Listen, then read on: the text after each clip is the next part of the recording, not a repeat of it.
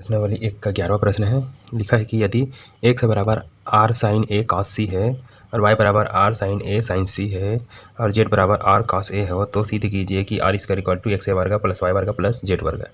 तो हमें जो है ये जो मान दिया है उसमें इसको रखकर हल करना होगा और सिद्ध करना होगा। ठीक है, चलिए हल करते हैं। सबसे पहले जो दिया है इसको लिख लेते हैं। दिया है x बराबर r sin a cos c। हम यहाँ x वर्ग का मान रखना पड़ेगा, इसको वर्ग कर लेते हैं। ठीक है, तो वर्ग करेंगे तो लिख लेना दोनों पक्षों का वर्ग करने पर। तो वर्ग करेंगे तो x का वर्ग, तो ये क्या हो जाएगा, ये तीनों वर्ग हो जाएगा। ठीक है, ऐसे ऐसे लिख लेना। पहले में वर्ग कर रहे हैं, ठीक है, तो x का वर्ग अरे पूरे का वर्ग। ठीक है, तो इसको वर्ग करेंगे तो क्या हो जाएगा, x का वर्ग, ये r का वर्ग हो जाएगा। इसी तरह से ये sin a का वर्ग, इसी तरह से cos c का वर्ग। ठीक, ये एक हो गया, समीकरण 1 मान सकते हो। इसी तरह से दिया है y बराबर, अब y बराबर दिया है r sin a और sin c। ठीक है, तो y का भी वर्ग चाहिए तो इसको भी वर्ग कर लेते हैं। तो वर्ग करेंगे तो ये तीनों भी इसके साथ आ जाएगा वर्ग में। ठीक है, दोनों पक्षों में होता है वर्ग करना ऐसे। तो देखिए y वर्ग बराबर हो जाएगा r का वर्ग, इसी तरह से sin a का वर्ग और sin c का वर्ग। ठीक है, इसको समीकरण 2 मान लो। अब तीसरा और दिया है z बराबर, इसी तरह z बराबर दिया है r cos a। ठीक है, r cos a, हमें z का वर्ग चाहिए। देखिए इसको देखते जाना है, जो हल करने सिद्ध करने उसके अनुसार। तो z का वर्ग दिया है तो z का वर्ग कर दो, तो ये r का वर्ग हो जाएगा, ये जो है cos a का वर्ग हो जाएगा। ठीक है, समीकरण 3। अब जो है समीकरण 1, 2 और 3 को जोड़ देते हैं। ठीक है, वर्ग करके लिखे हैं तो हम लिख सकते हैं, क्योंकि तीनों को जोड़ने पर r वर्ग होना चाहिए। ठीक है, तो लिखेंगे समीकरण 1, 2 व 3 को जोड़ने पर। ठीक है, तो चलिए जोड़ते हैं समीकरण 1, 2, 3 को। तो ये बराबर किस बार वाले एक तरफ जुड़ेंगे तो x का वर्ग और समीकरण 2 है y का वर्ग और समीकरण 3 जो है z का वर्ग। बराबर वाले इस तरफ जुड़ गया बराबर के।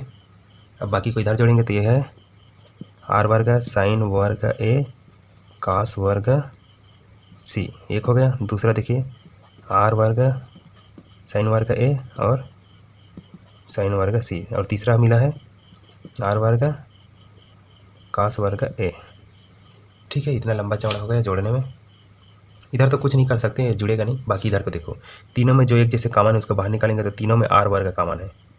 ठीक है, r का वर्ग, इसमें sin a है, इसमें sin a है लेकिन इसमें नहीं है निकालने के लिए। इसमें cos c है, इसमें cos c नहीं है। तो कुल मिला के सिर्फ r का वर्ग तीनों में से कॉमन निकलेगा।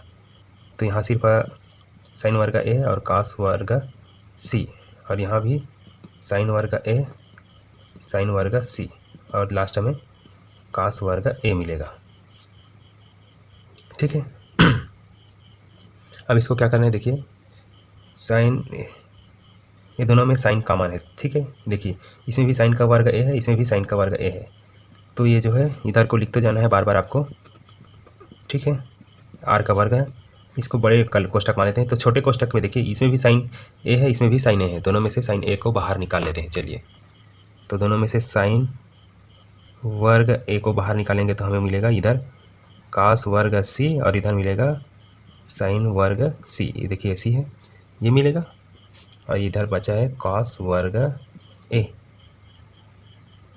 ठीक, तो देखिए r का वर्ग, ये देखिए ये साइन वर्ग c और cos वर्ग c भले आगे पीछे है लेकिन इसका मतलब एक होता है, इसको जोड़ेंगे तो एक ही होता है। ठीक है, साइन को बाद में लिख दिया है, साइन थीटा, साइन वर्ग थीटा और cos वर्ग थीटा बराबर एक होता है। ठीक है, उसी तरह से ये साइन वर्ग थीटा cos वर्ग थीटा को जोड़ेंगे तो एक हो गया। ठीक है, इस सूत्र को लिख लेना दिखाने के लिए। तो साइन वर्ग a बचा और इधर क्या बचा है, cos वर्ग a। अब देखिए ये भी वर्ग में है, ये भी सेम एक जैसे कोण है, इसका भी a है, इसका भी a है, और दोनों वर्ग में। तो इसी तरह से ये दोनों इसी सूत्र में काम करेगा, तो ये भी एक हो जाएगा। तो क्या मिलेगा, r का वर्ग कोष्ठक के अंदर एक मिलेगा, क्योंकि ये भी एक हो गया। जैसे ये एक हुआ, ये भी c है इसका कोण, ये भी इसका कोण c है। ठीक, तो इस तरह से अगर एक का गुना करेंगे r वर्ग से तो r वर्ग होगा। ठीक है, ये आप जो है बार बार इसी को लिखते जाना, तो अंत में आपको मिलेगा x का वर्ग y का वर्ग और z का वर्ग बराबर r का वर्ग। यही सिद्ध करना था। ठीक है, तो इसको लिख लेना सिद्ध हुआ या प्रूफ्ड। ठीक, इस तरह से बनाया जाता है। उम्मीद करता हूँ आपको सरल लगा होगा। वीडियो अच्छा लगा तो लाइक कर देना। चैनल में पहली बार आए हो या सब्सक्राइब नहीं किया हो तो सब्सक्राइब भी कर दे जाना। नोट करना चाहे तो नोट कर लीजिए, वीडियो को पॉज कर लीजिए, स्क्रीनशॉट ले लीजिए, जैसे आपकी मर्जी। मिलते हैं अगले प्रश्न वाली के बाद।